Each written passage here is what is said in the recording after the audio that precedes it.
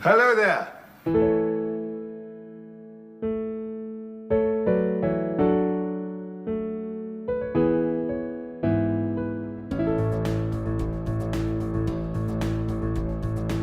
My marathon of the Tom Baker era continues. Have I got time to tell them about the time I was battling Davros on the planet... No. What? What do you mean, no? If you remember a few weeks ago, I got around to watching Underworld, which is from season 15, and you will know how much I despised that story, and it was just the absolute low point of the era.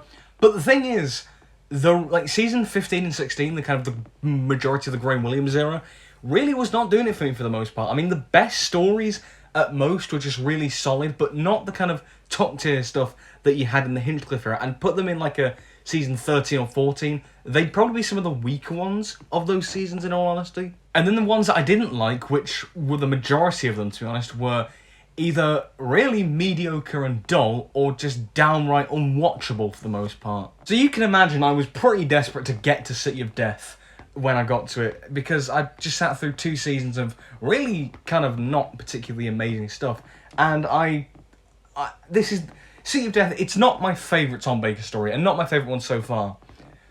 But it's probably the most fun I have had in this entire marathon. It is just pure comfort Doctor Who. It's witty, intelligent, fun. It's very classy and prestigious in a way, and it is just it's the whole package. It's everything I want from a Doctor Who story, really. Now, this review will be a little bit, I guess, a bit more scattered, a bit like Scarif himself, you know, but it'll be a bit more just talking about things I like, because I think what works about this story is it's not really, it's more the sum of its parts, shall we say, that add up to a really great whole. That, you know, there's so many different elements. They're kind of separate, but they all come together to just make this magnificent Doctor Who story. So I'm going to talk about it like that. First of all, let's talk about Tom Baker, who is magnificent in this story. And I think I've loved him throughout the era. You know, he is really enjoyable throughout. But what I think that the previous Graham Williams era seasons were starting to lose a bit, I think it was why we love him in the first place, really. Not just because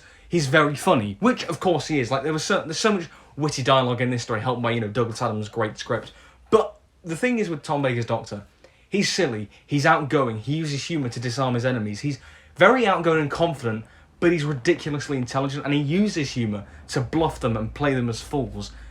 But he doesn't know everything. You know, he has to go to 15th or 16th century Italy to find Leonardo da Vinci, to find out about like the whole Mona Lisa thing. He finds another version of Scarif there, and when he discovers Scarif's plan, the weight of it does dawn on him. So he's not completely invincible and indestructible, but he's still a powerful hero. And especially for, you know, the kids watching, I think it's really quite an inspiring kind of role, and I just think he's great. I mean, Romana, she's fantastic, and I love the chemistry between her and Tom. It's just great, and she's, you know, gets quite a lot to do in the story. Duggan is a great companion, sort of like surrogate, and he's a great foil, you know, the more physical kind of character. He acts a really good foil to Tom and Romana's, you know, more intellectual perspectives.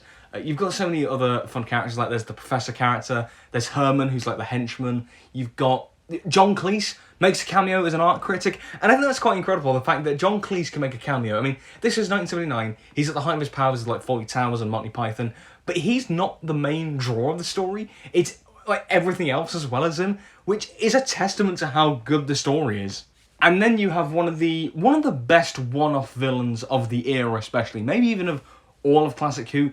You've got Count Scarlione / Scaroff, played by the fantastic Julian Glover, who has been in so many, you know, incredible parts. You know, he's been in Star Wars, Indiana Jones, James Bond, Game of Thrones, and this is a fantastic part for him. He has so much charisma that genuinely rivals Tom Baker, but ultimately he's a villain who's desperate to get back to his own ship, you know, before it exploded, and basically reunite himself. He's desperate. He's kind of fractured across time. And when a villain is desperate, that's when their worst tendencies come out. And that's why I think he's a compelling villain. But he's got the veneer of class and elegance when he's the kind of human form of Scarlione. I think it's really clever. You know, and also, to me, he feels more like a Bond villain here than he does in For Your Eyes Only when he's actually the main villain of the film. You know, he's got a nice suit, he's got a nice manner, he's got a world domination plot. He's got a henchman who disposes of the of people. He's got a beautiful woman with him. In fact, she was a Bond girl who plays the Countess, Catherine Terrell.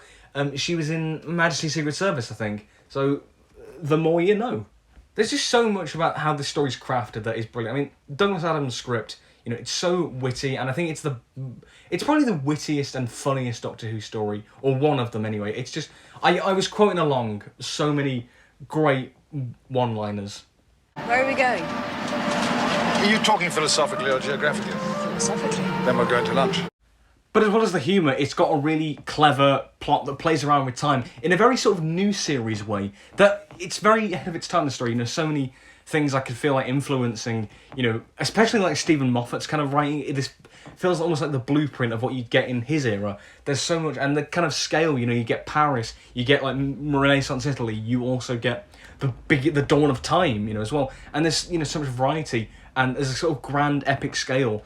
But they managed to do it with such things like, you know, you have the Mona Lisa as a big plot device, and I think that's really clever how you use sort of little to do so much and to tell a big sort of scale sci-fi story. I think it's just genius. It is just genius. I mean, the location work in Paris is stunning. It was the first time that Doctor Who went abroad to film, and it looks stunning. You know, the stuff with the Doctor and Romana just running around Paris, it just puts a real grin on my face. It's just lovely.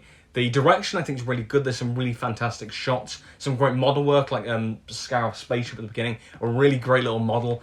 Just really great direction and production values. The music, Dudley Simpson's musical score, I think it's one of the best scores of any Doctor Who story. It's just so lovely, especially the main, you know, sort of the main sort of motif that's used. I think it's brilliant. It's so memorable. It's so catchy. It's brilliant. And overall, it just, as I said earlier, there's a real sense of prestige to the story and elegance and class that it just felt like they, you know, the crew pulled out all the stops. You know, this is the late 70s, you know, and the Graham Williams era had real budget issues at the time. And I mean, season 17 ends with Sharda, which never got made due to strike action. You know, and I think this story just pulled all the punches and just gave us a bona fide classic. You know, it was just, it's just brilliant. Who doesn't love City of Death? I mean, no wonder it got the highest ratings of all of Doctor Who. And I know it's because ITV were on strike, so there was nothing else to watch. But still, this is a case where kind of numbers and popularity in terms of, you know, successfully how it does is warranted, you know? It's actually warranted for this story.